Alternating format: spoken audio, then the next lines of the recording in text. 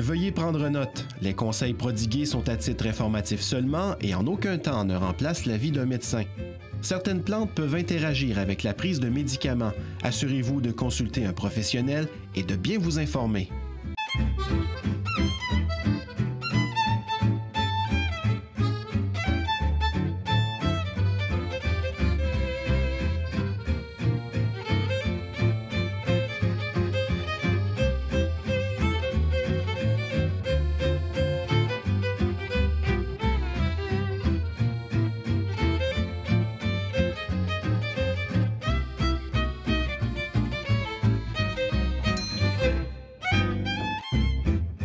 Bonjour tout le monde, bienvenue à Santé la vie. Bonjour France Gauthier. Salut Christine Saint-Laurent. Comment vas-tu? Bien, je vais très bien. En fait, je vais de mieux en mieux au fur et à mesure que la saison avance parce que je trouve que vous prenez bien soin de moi, toi et Patrick.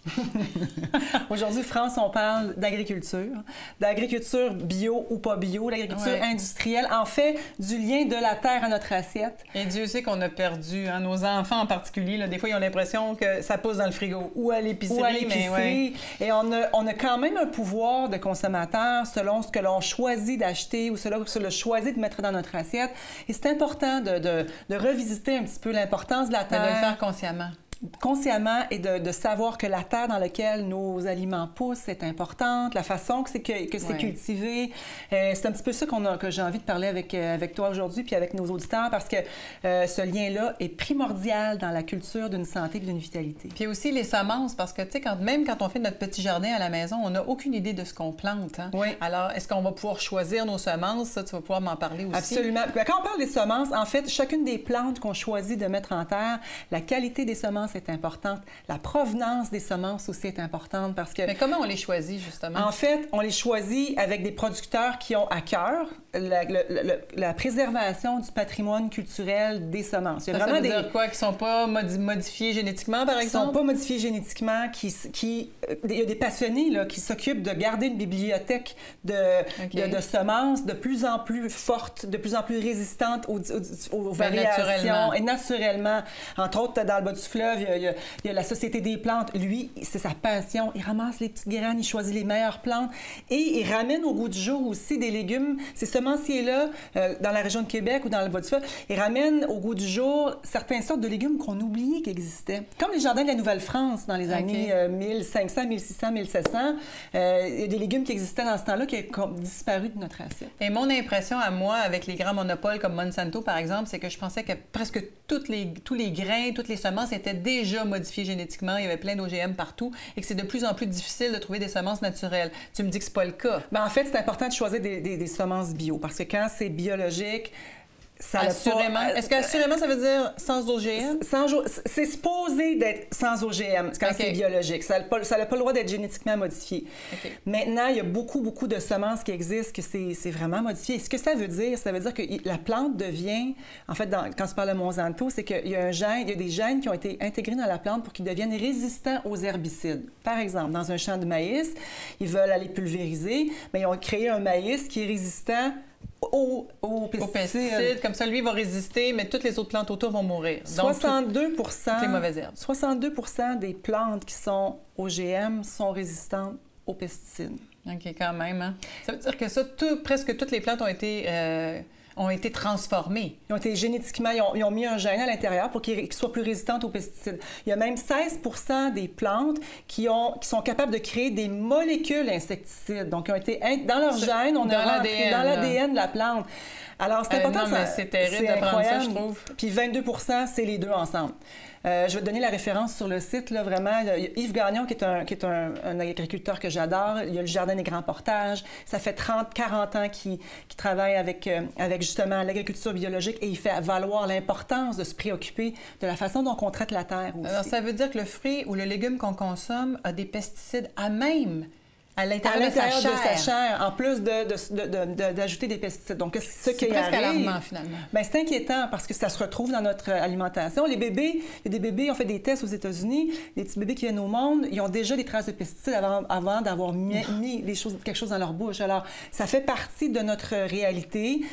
Donc, ça en retrouve dans le lait maternel, forcément. Et c'est pour ça, dans le fond, qu'il faut ramener la discussion, pas en panique, mais de dire, OK, qu'est-ce que moi, consciemment, au quotidien, je peux faire pour réduire mon exposition aux pesticides. Bien, tu le disais, d'ailleurs, on a un choix de consommateur. On peut décider de manger bio. Moi, par exemple, ça fait des années que j'ai mon panier bio. J'ai arrêté un certain temps, j'ai recommencé parce que maintenant, c'est plus accessible en épicerie, là. Oui. Mais on peut choisir de manger bio, même si ça coûte plus cher. Moi, je prétends que des fois, ça vaut vraiment la peine. Puis, il y a quand même des fruits et légumes qu'on peut manger. Oui, on va les voir. C'est moins dangereux. En fait, ils sont moins exposés. Dans le choix au niveau monétaire, ce qu'il faut savoir aussi, c'est que comme consommateur, on fait un choix. Plus on va prendre du bio, plus la demande va être grande, plus on va pouvoir rééquilibrer. Puis là, ce qui arrive à l'épicerie, c'est que c'est grand comme ça, la place où il y a du bio, puis le reste, c'est juste.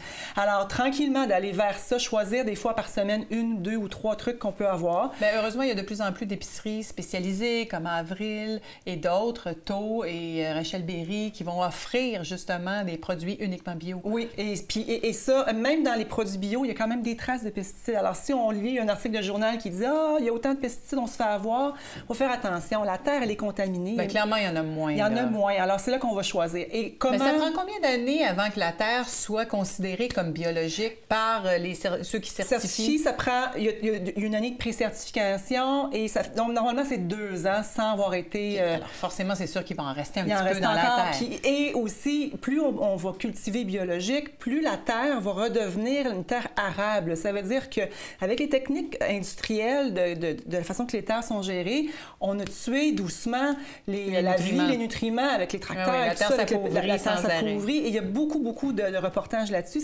C'est pas alarmant parce qu'on ne veut pas paniquer, mais en même temps, c'est une réalité. Alors, l'importance de faire la permaculture, ça veut dire de changer et de mettre ça permanent et de nourrir la terre qui va, elle, nourrir la plante, c'est important aussi. Mais juste de ramener justement une terre riche, ça prend combien d'années? Ça prend... pour très, très peu oui, de pour 1,5 terre? cm. Pour 1,5 cm de terre arable, donc riche de compost et de nutriments. On parle en profondeur, là? Oui, exactement. Okay. Ça prend 5 ans. Imaginez, ça veut dire que ça prendrait plus qu'une génération. Hein? Je pense qu'avant qu'on meure, même, on n'arriverait pas à avoir un sol qui est vraiment riche comme nos grands-pères pouvaient l'avoir. Comme ils l'avaient avant la révolution industrielle de l'agriculture. Alors, c'était important de le savoir.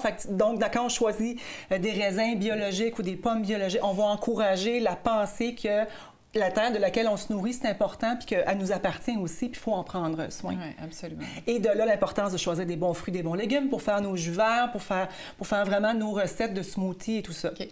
Alors, dans les légumes et les fruits qu'on mange, par exemple, mettons qu'on n'aurait pas nécessairement le budget de manger exclusivement bio. Oui. Il y a quand même des fruits et légumes qu'on peut manger avec moins de risques. Oui. Quels sont-ils? Parce que je pense que les Américains ont fait une charte. Là, oui, à chaque année, le Environmental Working Group, qui est un groupe américain, vont faire une charte d'évaluation de tous les fruits et légumes qui sont sur le marché. Ils vont évaluer, après les avoir lavés 3 fois à grande eau, 3 fois à la grande eau, là, c'est ça, c'est rincer, quel résidu de pesticides il y a. Et ils font une liste, donc il y a une liste de 12... Dis-le en anglais, là, le Dirty Dozen. Oui, c'est ça.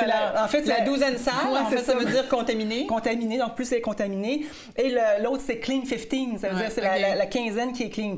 Et dans le fond, la logique, pour pas se mélanger dans tout ça, c'est de dire, OK, plus le fruit est délicat à l'extérieur, moins il y a de pleurs, plus il y a de chances d'être contaminé. Fait que forcément, les pommes, les pêches, tout ce qu'on mange directement dans l'arbre. La fraise, elle a même pas de pleurs. En plus, elle a des pores.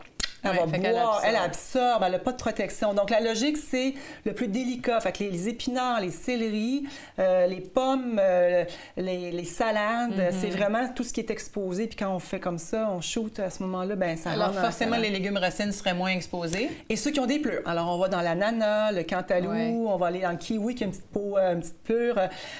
Tous les légumes et les fruits qui sont... l'avocat. Les citrons. Malgré le fait qu'il y a une pleure, si on le prend pas bio, c'est clair qu'il y a des pesticides à l'intérieur. Alors, il faut choisir les citrons bio si on a le goût de prendre des trucs... tu sais, on va au restaurant souvent, puis ils vont mettre un petit citron sur le bord du verre ou dans le verre. La grande question, est-ce qu'on le met dans le verre ou on le laisse à côté? Il y a des bonnes chances que c'est pas bio. Moi, je l'enlèverais parce que sinon, on va boire les pesticides qui sont associés à ça. Okay. On va se diriger au monastère des Augustines. On va aller voir Iman. Elle va nous partager un truc vraiment extraordinaire pour continuer à faire le grand nettoyage et avoir des habitudes de vie saine. On va aller au monastère rencontrer Iman.